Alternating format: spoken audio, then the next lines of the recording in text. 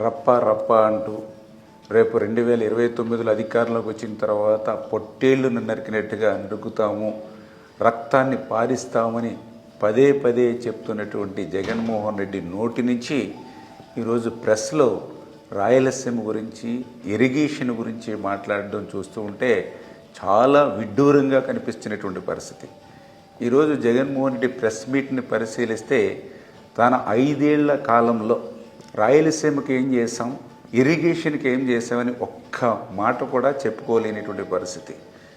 శ్రీశైలం, పోతిరెడ్డిపాడు గురించి మాట్లాడేటువంటి జగన్మోహన్ రెడ్డి ఈ 5 ఏళ్లలో ఆ శ్రీశైలం, పోతిరెడ్డిపాడు సంబంధించి ఏమి పనులు చేశామో, ఏమి పూర్తి చేశామో కూడా చెప్పుకోలేనిటువంటి పరిస్థితి ఈరోజు ప్రెస్ మీట్లో మనందరం చూసినటువంటి పరిస్థితి.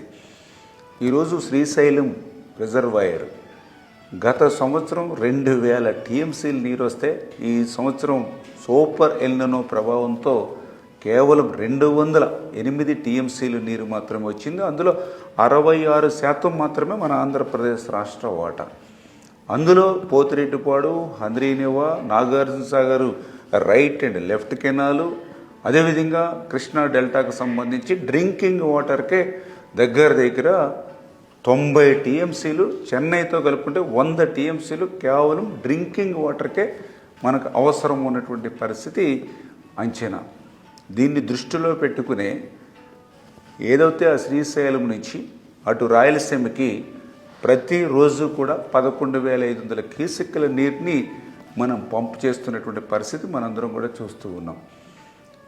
అదేవిధంగా ముఖ్యమంత్రి గారి దగ్గర నుండి, మంత్రిగా నేను కానీ, మా ఈఎన్సీ దగ్గర నుంచి, ఇరిగేషన్ అధికారుల దగ్గర నుండి కలెక్టర్స్ వరకు కూడా ప్రతి జిల్లాలోనూ కూడా ఎప్పటికప్పుడు రైతాంగాన్ని కానీ, ప్రజల్ని కానీ ఎడ్యుకేట్ చేస్తూ సూపర్ ఎల్నినో ప్రభావంతో ఏదైతే మైనస్ వర్షపాతం ఉందో దాన్ని దృష్టిలో పెట్టుకుని ఉన్నటువంటి నీటిని త్రాగునీటి అవసరాలకే ప్రథమ ప్రాధాన్యతనిచ్చి ఆ త్రాగునీటి అవసరాలు తీరిన తర్వాత మాత్రమే ఆరుతడి పంటలకి అవకాశం ఉన్న చోటనే వెళ్ళేటువంటి పరిస్థితి ఉండాలి.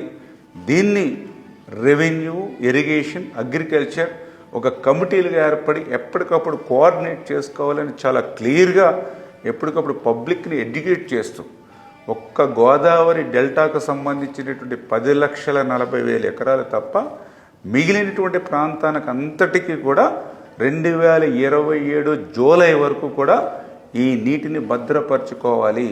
ఈ త్రాగునీరు అవసరాలకి మించి మనకి ఇన్ఫ్లో వచ్చినప్పుడు మాత్రమే హారితడి పంటలకు వెళ్ళాలని చాలా క్లియర్గా మే నెల నుంచి కూడా ఎప్పటికప్పుడు మనం రైతుల్ని, పబ్లిక్ని కూడా ఎడ్యుకేట్ చేస్తున్నటువంటి పరిస్థితి కూడా ఈ సందర్భంగా తెలియజేసుకుంటూ, నిన్న ఏదైతే ఈరోజు జగన్మోహన్ రెడ్డి గారు తెలంగాణ విద్యుత్ ఉత్పత్తి ద్వారా శ్రీశైలం నుంచి వాటర్ని కిందకి పంపించేస్తుంది అని ఆయన మాట్లాడుతూ ఉంటే, ఆ తెలంగాణ ఉత్పత్తి చేసేటువంటి విద్యుత్ ద్వారా వచ్చేటువంటి నీరు నాగార్జున సాగర్కే వస్తుందనేటువంటి మరి ఆయన ఆలోచన కూడా ఆయనకు లేకపోవడం చాలా విడ్డూరం. 5 సంవత్సరాలు ముఖ్యమంత్రిగా పనిచేసిన వ్యక్తికి శ్రీశైలంలో ఆ యొక్క విద్యుత్ ఉత్పత్తి ద్వారా వచ్చేటువంటి నీరు ఎక్కడికి వస్తుంది? నాగార్జున సాగర్కే వస్తుంది.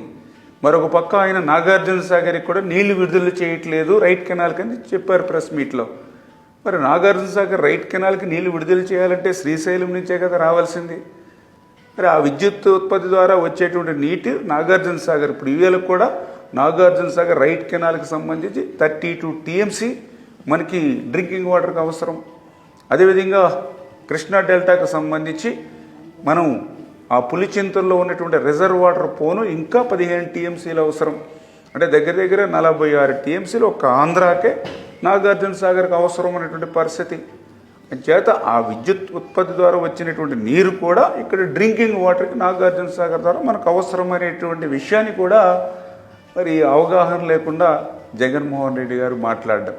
అయినప్పటికీ కూడా ఆ యొక్క విద్యుత్ ఉత్పత్తి ద్వారా ఏదైతే తెలంగాణ ఉత్పత్తి చేస్తూ ఉందో దాన్ని కూడా మన అవసరాలకి మించి ఉత్పత్తి చేయడానికి లేదు అని చెప్పి కేఆర్ఎంబీకి ఆల్రెడీ ఒక లెటరు ఇవ్వడం జరిగింది.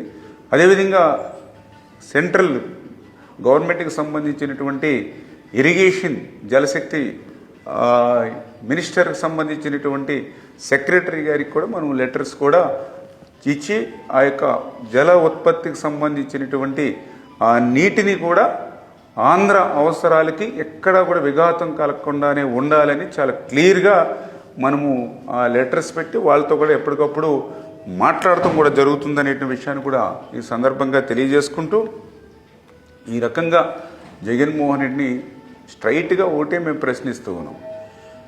5 ఏళ్ళు మీ పరిపాలన, 52 సీట్లుంటే 49 సీట్లు గెలిపించారు ఆ రోజు 2019లో. 5 ఏళ్లలో అంత ఘన విజయం ఇస్తే మరి మీ 5 ఏళ్లలో ఆ యొక్క రాయలసీమకి ఏం చేశామో గుండెల మీద చెయ్యి వేసుకుని జగన్మోహన్ రెడ్డి గారు చెప్పగలరా అని ప్రశ్నిస్తూ ఉన్నాం. ఈవేళ శ్రీశైలం గురించి మాట్లాడుతూ ఉన్నారు మీరు. మరి అదే శ్రీశైలం ప్రాజెక్టు ప్రమాదంగా ఉంది, వెనువెంటనే ఆ ప్లంజిపూల్కి మరామతులు చేయాలి, లేకపోతే తెలుగు జాతి ఒక ప్రాజెక్టును కోల్పోయేటువంటి ప్రమాదం ఉందని సాక్షాత్తు సిడబ్ల్యూసి సైతం హెచ్చరికలు పెడితే 5 సంవత్సరాలు ఎందుకు శ్రీశైలం వైపు కన్నెత్తి చూడలేదు? ఈరోజు మా ప్రభుత్వం వచ్చాక 203 కోట్ల రూపాయలు వెచ్చించి ఈవేళ మరామతుల పనులు చేస్తూ ఉన్నాం. శ్రీశైలాన్ని కాపాడుకోవాలి అనేటువంటి ఆలోచనతో మేము ముందుకెళ్తూ ఉన్నాం. తుంగభద్ర మీ అందరికీ తెలుసు, తుంగభద్ర భద్రంగా ఉంటేనే ఈవేళ ఎల్ఎల్సి కానీ హెచ్ఎల్సికి కానీ కేసీ కెనాల్కి కానీ అంటే పర్టికులర్గా రాయలసీమ కరువు పీడిత ప్రాంతానికి ఆధారం.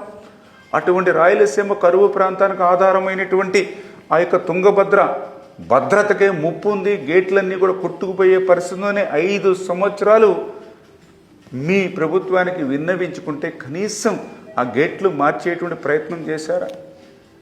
మీరు చేసినటువంటి పాపం మొన్న మాకు శాపంగా మారి మొన్న చూసాం 2024లో 19వ గేటు కొట్టుకుపోతే మళ్ళీ వాటర్ ఫ్లో ఉండగా చరిత్రలో మొదటిసారిగా ఆ గేట్ను కూడా బిగించడమే కాదు 33 గేట్లను కూడా మళ్ళీ కొత్తగా ఏర్పాటు చేసి ఈరోజు ఆ తుంగభద్రలో 105 టీఎంసీలు నీటిని నిలపగలిగేటువంటి విధంగా ఆ గేట్లు కూడా మేము ఓపెన్ చేస్తాం. మరి 5 సంవత్సరాల మీ పాలనలో ఆ యొక్క కరువు ప్రాంతానికి ఆధారమైనటువంటి ఆ యొక్క తుంగభద్రకు కన్నెత్తి ఎందుకు చూడలేదో ఈరోజు సమాధానం చెప్పవలసిన అవసరం ఉంది. గోరకల్లు మాట్లాడుతున్నారు పోతిరెడ్డిపాడు గురించి. మరి పోతిరెడ్డిపాడు నుంచి నీరు గోరకల్లుకు వస్తుంది. గోరకల్లులో రిజర్వాయర్ భద్రంగా ఉంటేనే అవుకు గండికోట మీ పులివెందుల చిత్రావతికి కూడా నీళ్లు రావాలంటే గోరకల్లు భద్రంగా ఉండాలి. అటువంటి గోరకల్లు ప్రమాదంగా ఉందని 5 సంవత్సరాలు ఇరిగేషన్ అధికారులు హెచ్చరిస్తే ₹1 గోరకల్లు కోసం ఖర్చు పెట్టలా. ఈరోజు మా ప్రభుత్వం వచ్చిన తర్వాత గోరకల్లు మరమ్మతులకి 59 కోట్లు ఇచ్చి టెండర్లు పిలిచి ఆ పనులు ముందుకు తీసుకెళ్తూ ఉన్నాం.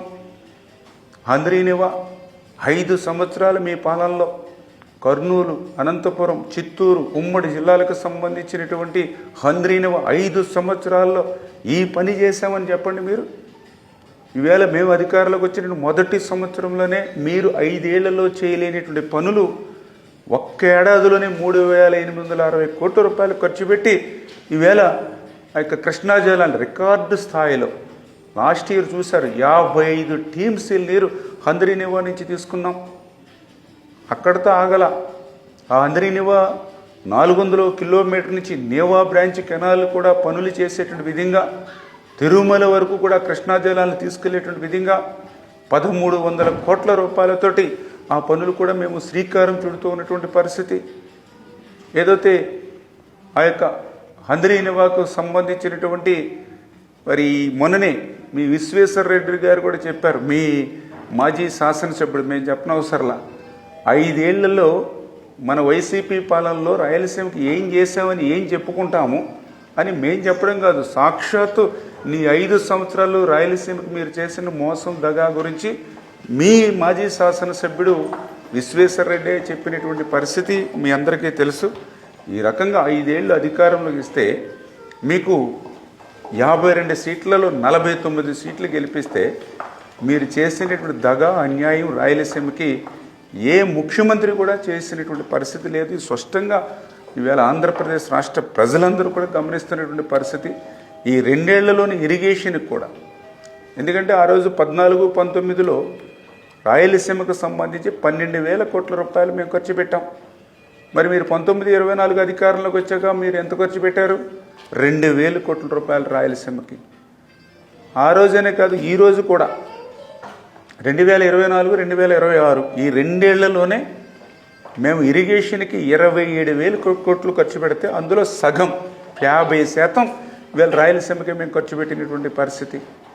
అంటే ఈ రకంగా ఈ యొక్క కూటమి ప్రభుత్వం ఇటు రాయలసీమకు కానీ ఇరిగేషన్కి కానీ ఇంత ప్రాధాన్యతనిచ్చి ప్రాధాన్యత క్రమంలో ఒక్కొక్క ప్రాజెక్టును అటు హంద్రీనివా దగ్గర నుంచి, అటు గాలేరు నగర్ దగ్గర నుంచి, ఇటు వెలిగొండ దగ్గర నుంచి, అటు పోలవరం లెఫ్ట్ మెయిన్ కెనాల్ దగ్గర నుంచి, అటు పోలవరం ప్రాజెక్టు దగ్గర నుంచి దశాబ్దాల నుండి నెరవేరవేమో అనేటువంటి స్థితి నుంచి ఈవేళ టార్గెట్ పెట్టి ఆ ప్రాజెక్టులు పూర్తి చేసి నీళ్లు చివరి వరకు తీసుకెళ్లేటువంటి ప్రయత్నం ఈ ప్రభుత్వం చేస్తూ ఉంటే దాన్ని చూడలేక ఓర్వలేక మేం చేసేటువంటి పనుల మీద ఈ యొక్క గొడ్డల పార్టీ ఏ రకంగా విషం గొక్కుతుందో రోజు ఈవేళ నీ ప్రెస్ మీట్ కూడా ఈరోజు తెలుస్తూ ఉన్నటువంటి పరిస్థితి.